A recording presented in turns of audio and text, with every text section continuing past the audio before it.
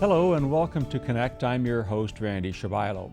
On today's show, we'll have Dr. Jigang Zhou with the Canadian Light Source Synchrotron shedding some light on the future of batteries and electric vehicles. As always, we'd like to connect with you.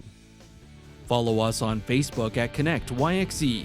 Catch past interviews on our YouTube channel, email us at connectyxe@gmail.com, or leave a message at 306-665-3796.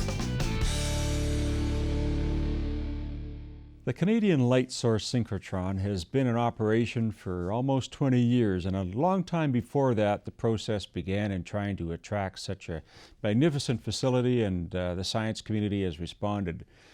Along with that comes the techniques and the expertise and the research capabilities with the people from around the world who've come to Saskatoon with their scientific expertise to share with the world what they learn here and impart some of that knowledge in the wider community.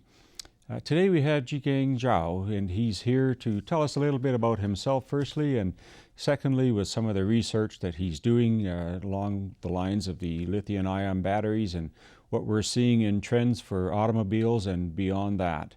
Jigang, thanks so much for taking some time in your busy schedule.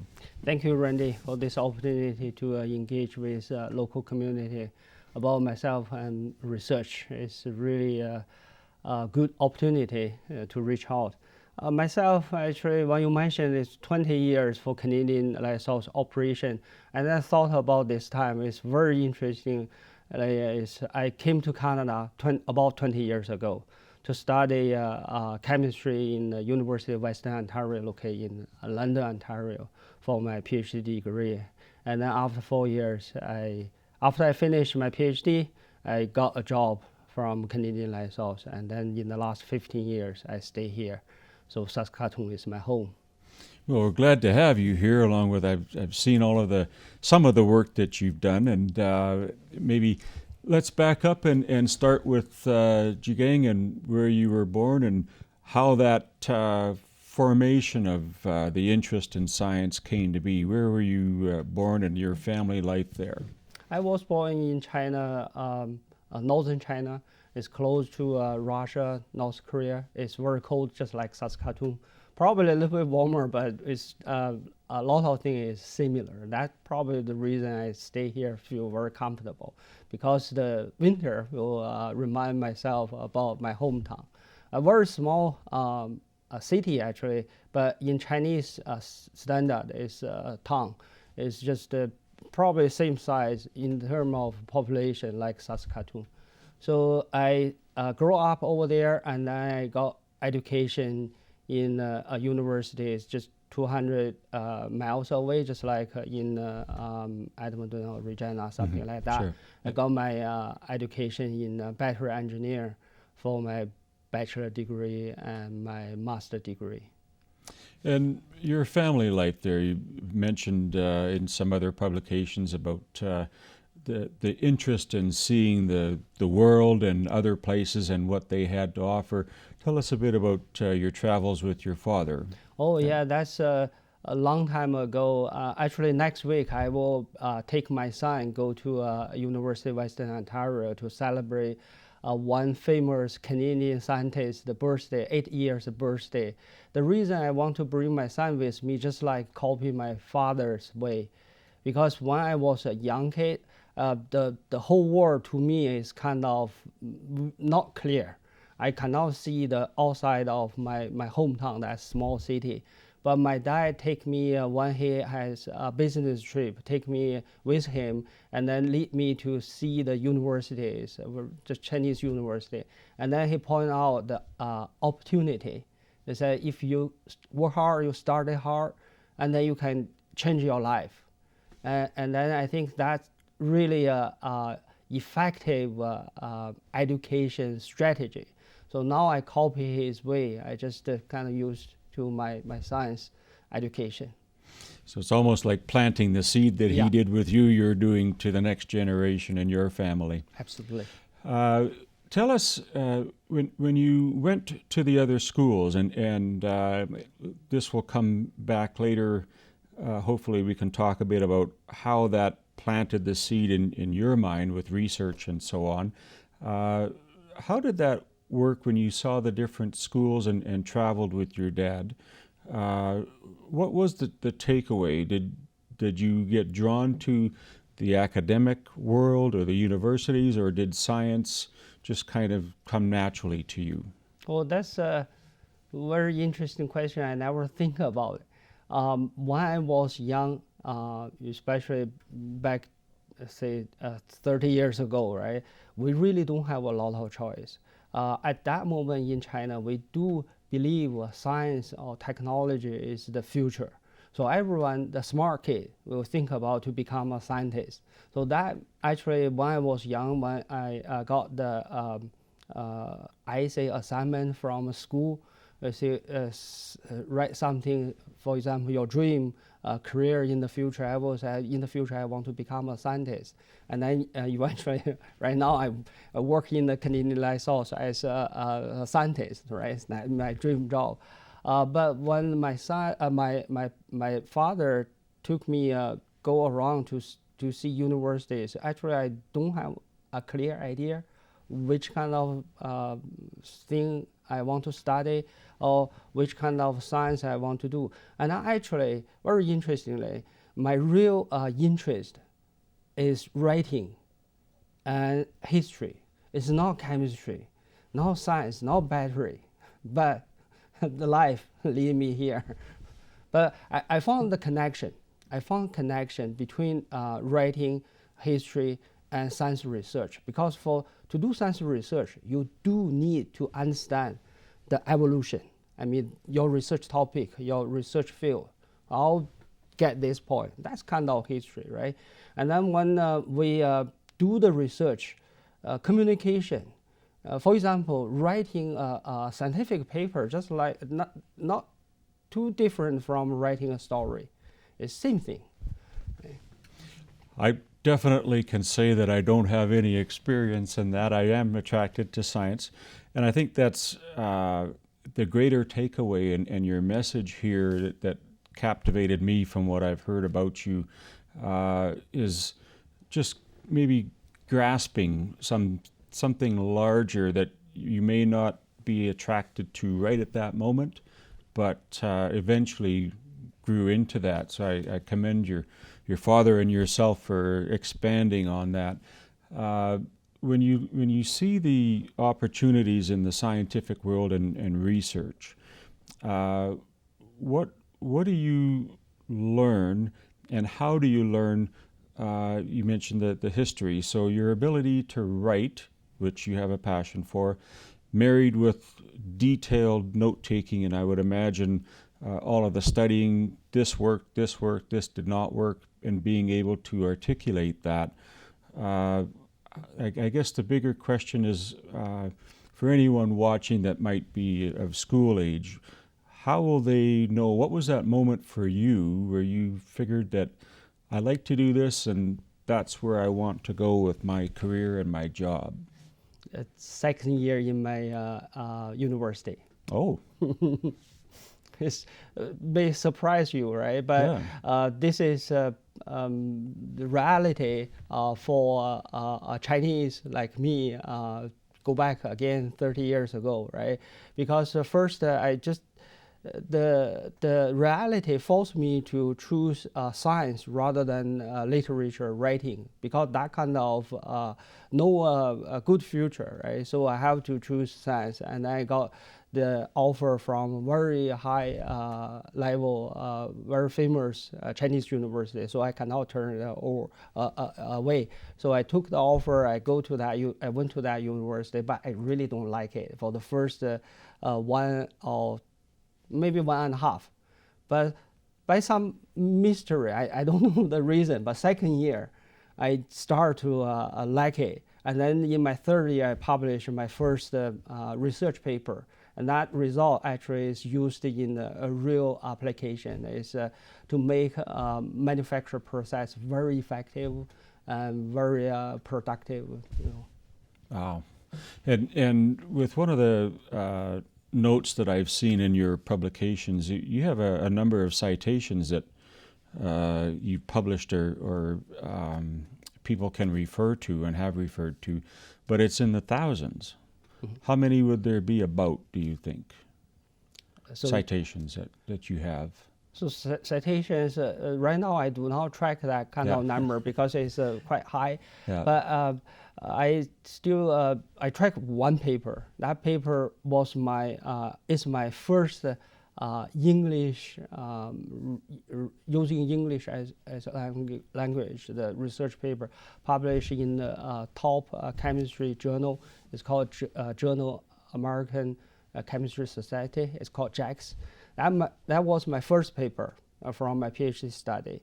That paper published in 2007, but right now the citation already over 1,000 times. The single paper citation is more than 1,000 times. The reason that paper was such highly cited because we discovered a new way to make advanced materials.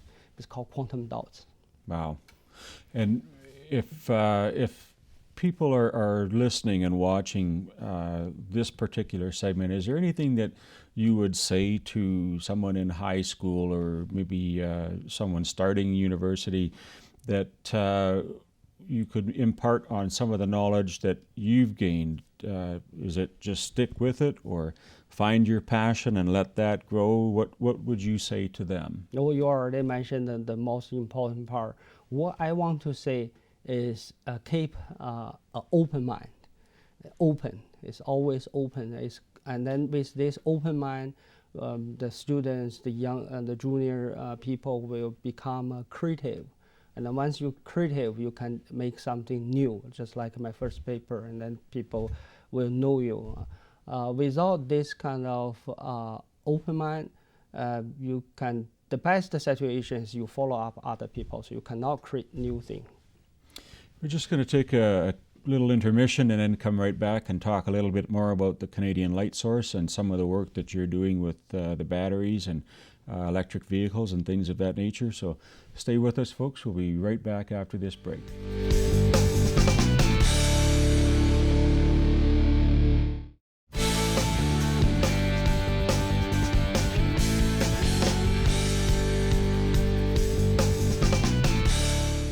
We are back with Senior Industrial Scientist Researcher, Jigang Zhou, and we have a little bit of a different segment. We've talked a little bit about the research and personal life, and we're branch out now into a little glimpse of the future. So maybe let's just jump right into it. A lot of the work that you're doing is on the battery and electrical components of vehicles and so on.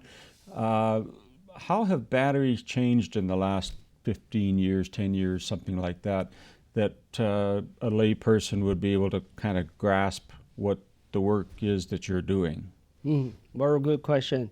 It's, the reason we are interested in the battery research is because battery is important. You use battery to power your cell phone, power your laptop. Even right now, even in Saskatoon, you see more and more electric vehicles, especially Tesla. It's very easy to locate it, to identify they're different because they're not combustion engine powered vehicles, so no kind of traditional noisy or those kind of things. So batteries in the last 15 years changed a lot. And then I also like this alignment because I worked in the Canadian Light Source for 15 years. And then when we think about the battery technology change in the last 15 years, it's dramatically. Just take one number we can think about kind of more straightforward to think about the battery change. Right now in the Tesla vehicle, the battery weight is about half ton, right? But if use the 15 years ago technology, battery technology, you have to think about 1 ton or 1.5, so 2 or 3 times heavier. And then just imagine if you have that kind of more batteries occupy your car, where you will stay. And then you will consume a lot of energy just used to carry those heavy batteries. So in the last 15 years, battery become lighter, battery become compact, and then battery can be used for much longer, we call it cycling. That means you can convert that to mileage. So right now, Tesla vehicle, I believe they claim is million miles, things like that. That equals 10 years or even 15 years. You don't need to worry about the battery. So that's the dramatically change in the last 15 years. We can put up a slide or two of the work from your PowerPoint that you've had. It's way over my head and out of my league, but I can appreciate the work that goes into the finished product. What do you see on the horizon then? Is the battery here to stay in that form, or how do you look at trying to change it? There was some talk you mentioned about ceramic batteries of the future. What does that look like in your world? Mm-hmm. That's we talk about the battery become lighter, become compact, become longer lifetime, and then we also have another concern. That's what I talked in the EV show is about the safety. The current battery use liquid electrolyte. It's organic electrolyte, and then when we talk about organic, the example is alcohol is organic, right? And then alcohol is very easy to catch fire, to burn, right? And then for the batteries, you also know for your cell phones, if you keep your cell phone inside your pocket and then you charge it, or you use it for very high power application, for example, play games. Mm-hmm. Sometimes you will feel the battery become hot. And then for the current battery technology using the organic liquid electrolyte, is for this kind of hot battery, there is a chance to the battery cannot control it. And then we call it thermal runaway. And then that means that the temperature keep increase, and then to a certain point will explosion and got fire. So in the future, to solve this problem, the ceramic batteries, that means replace the easy burning organic liquid with ceramic, it will be a solution. And just think about if we use this cup to fill this cup with alcohol, you lighter, and then the alcohol will burn, but not the ceramic cup, right? The same thing for the battery. Ceramic battery will give you much safer operation. So can you share with us the CLS, a Canadian Light Source, how that helps you in designing new batteries or new technology for that electric vehicle that is here to stay?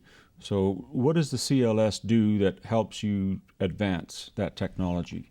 CLS is very complex, and then but if we keep it simple, just think about CLS is a magic microscope, allow you to see the details inside the materials and then under operation. So use battery as an example is just we can understand the process, and then with this kind of understanding, we can feedback for the material scientist or battery engineer. They can design a better battery. Use longer and then safer. I think that's, I guess, a significant contribution in the science world, and I commend all levels of government for bringing that third generation synchrotron here. What do you know about the electric vehicles in terms of capacity? You talked about being able to use them longer, more distances, and if they're lighter weight. We always have that saying here in Saskatchewan, we're truck country, so to speak. Do you see some advancements in heavier trucks or highway type use for these batteries if there are more charging stations for them? Oh, this is, you kind of bring a new question to me. I didn't kind of think about it. But for the highway truck, is usually there's debate. Sometimes people think, say, battery, because we know battery, again, just to go back to the power and capacity, for truck, is definitely different from car. For car, if you use half ton, then for truck, you may probably have to use 1 ton, right? That's an area, but a lot of vehicle company already start. We know there's a commercial Ford Lightning, that's EV truck, and then for this kind of large sized car, I mean, use more batteries. The supercharge station is important, right? And then so the infrastructure for the charging grid across province, definitely we need to think about that. And then in addition to this, one thing I always think Saskatoon need to prepare for the EV future is we need the manpower. I mean, we need training. For example, in the SAYAS, usually we have this kind of combustion engine technician training program. And now in the future, we need to think about training the battery repairman person. It's totally different, right? And then in the university, same thing. So that's also need to be prepared for the future. I suppose in some ways it's like the horse and buggy. We used to have people that made spoke wheels, and now they make pneumatic tires and the combustion engine as well.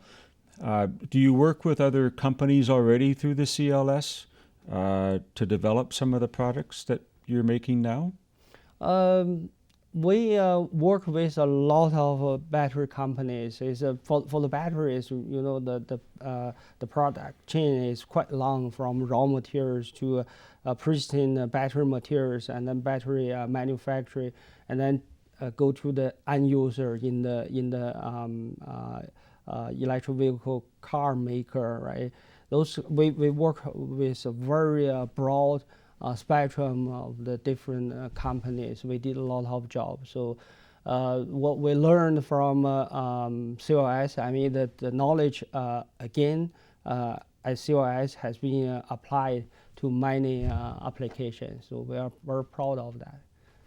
It's an amazing story that you bring, you know, moving here, citizenship. You said 11 years ago that you got your citizenship. Today, congratulations. Thank you. What do you love most about your job and what you're doing? Okay, a lot of things I can share, but if you ask me the most excited part of my job is discovery, the ability to discover. I cannot imagine another place to can allow me to have so many discoveries. You know, we always say before you do the experiment, we have a lot of hypotheses. We have a lot. But before we do the experiment, before we let the synchrotron light shine on my sample, before I see the experiment result, I don't know what will happen. And then that's full of amazing surprise. So that's wonderful, the discovery. Thank you for sharing that and taking time today and shedding some light on the topic. And I wish you the best of luck and continued success and discover as many things as you can right here in this great city. And thank you for making Saskatoon your home. Thanks for taking time today. Thank you, Randy. Thank you, everyone. Good. That's our show for today. I'd like to thank our guest, Jigang Zhou from the Canadian Light Source Synchrotron. I'm your host, Randy Shabila. We'll see you next time on Connect.